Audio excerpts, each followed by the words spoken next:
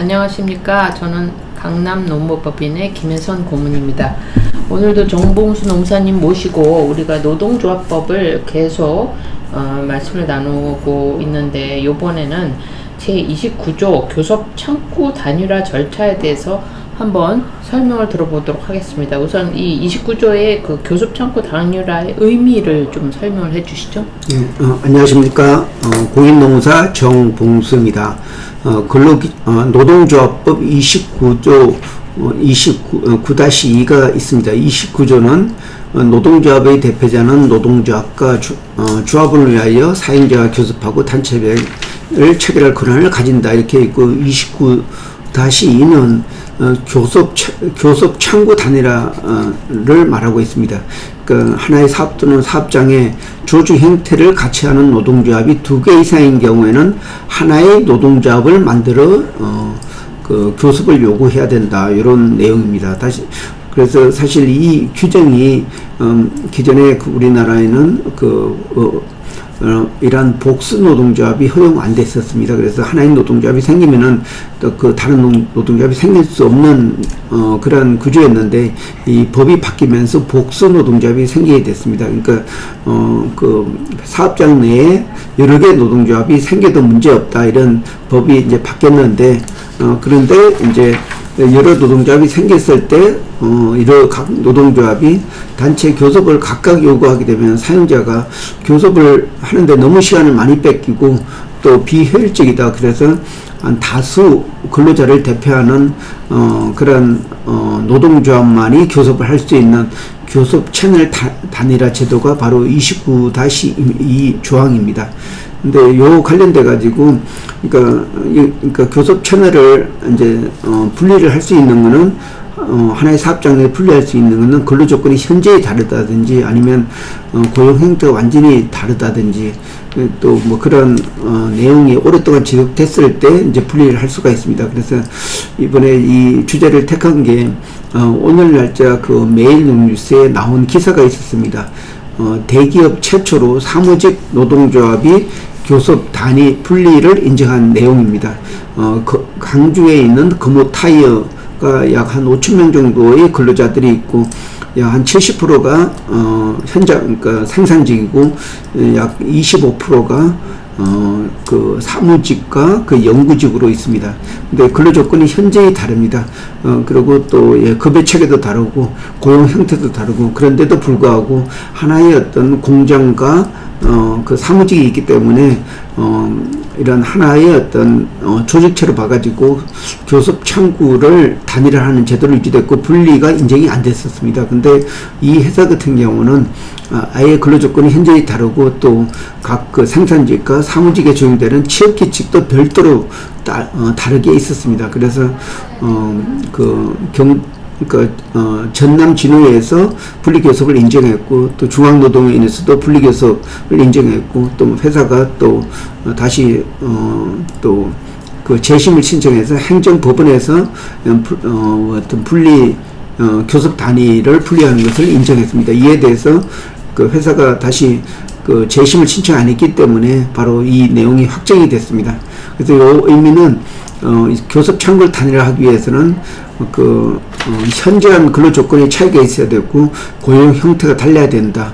그 외에도 어떤 적용되는 규정이 완전히 달라야 된다, 이런 내용이 있을 때는 바로 교섭 분리를 할 수가 있습니다. 근데 왜 여기서 하나 좀 말씀을 더 언급하고 싶은 거는, 왜 이 사무직 노동조합이 교섭 창구를 분리를 요청했냐 하면은, 사실상 교섭권이 없는 노동조합은 노동조합으로서 큰 힘을 발휘를 할 수가 없습니다.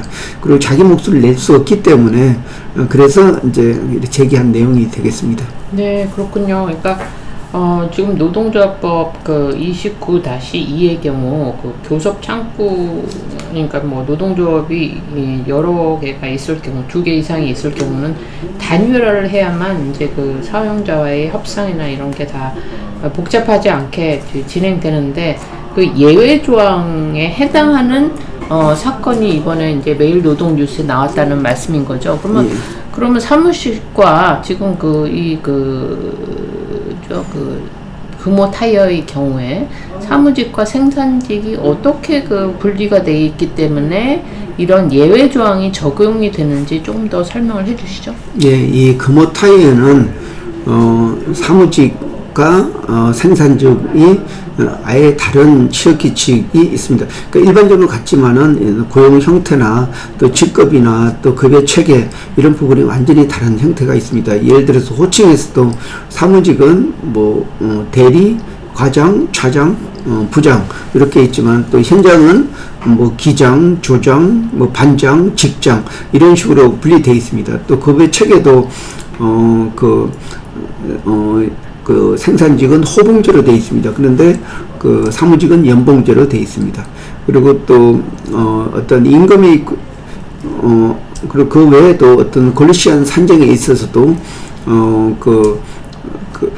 생산직 같은 경우는 다 시간제로 해가지고 그 연장 근로 하는 만큼 돈이 지급됐는데 사무직 같은 경우는 포괄임금제로 해가지고 연봉제를 하면서 고정 연장 근로 수당을 두 가지고 그 급여를 임금 관리를 별도로 하고 있었습니다. 그렇기 때문에 이런 근로 조건이 현저히 다르고 고용하는 형태가 달랐고 그리고 또 어떤 직급 체계나 모든 어떤 근로 조건이 다른 차이가 있었습니다. 그래서 이렇게 그 하나의 사업장이지만은 이렇게 교섭 단위를 분리를 인정한 내용이 있습니다. 그래서 이 사건을 볼 때 파급 효과가 굉장히 클 것이라고 생각됩니다.